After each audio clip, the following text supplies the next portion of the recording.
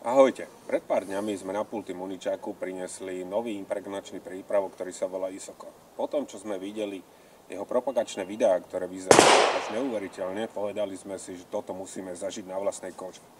Dneska sme na strelnici v Komárne, kde naposledy pred 2 dňami pršalo. Je tu nejaké blatko po okolí, plus my sme si sami doniesli nejaké zaujímavé ďalšie veci, ktoré budeme testovať na dneska našom testovacom pilotovi Lucii a jej rifľach. Jej pravú nohu sme včera večer pripravili prípravkom Isokor, ľavú sme nechali pôvodnú taká, ako je. Je to nejaká džínsová látka, v podstate bežná bavlna v olivovej farbe. Tak poďme sa na to pozrieť zbližšia. Prvé, čo vyskúšame, je obyčajná voda. V Coca-Colovej fľaši máme bežnú záležitosť z vodovodu. Najprv na nohu, ktorá není pripravená. Ako vidíme, okamžite dochádza k nasiakaniu materiálu. No, nezavidíme Lucej. Vyskúšame na druhú stranu. Zdá sa, že video neklamalo. Máme pár miest, na ktorých dochádza k nasatiu.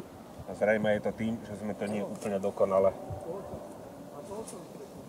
naimpregnovali. Druhé, čo sme si pripravili, je kečup. Asi sa tieto rifle budú musieť prať. Ops. Toto nevyzerá dobre.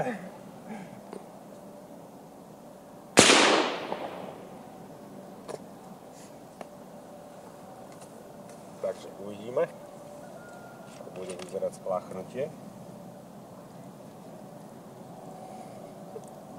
No.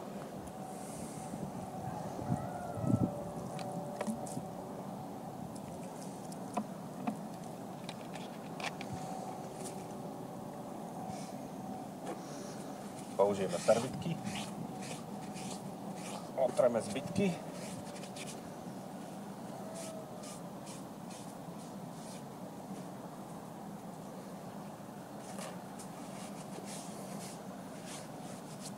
Ja myslím, že není o čom. Každý to vidí na vlastnej koži.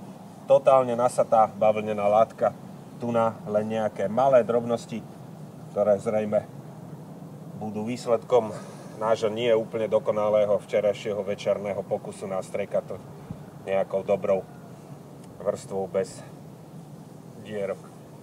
Hej. Myslím, že pôjdeme nájsť ešte nejakú bačerinu a vyskúšame, čo to spraví v blate. Že? Našli sme kaluž, takže tradičná situácia, fingovaný pád do vody na kolená.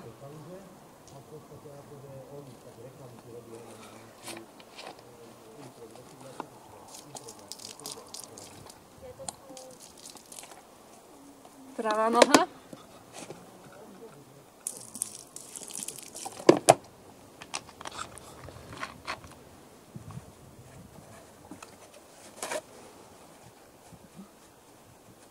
Ako vidíme, na pravej nohe neostali žiadne blatové škvrny, je to len trochu mokré.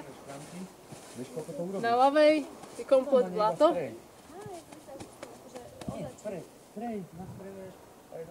Ako vidíme.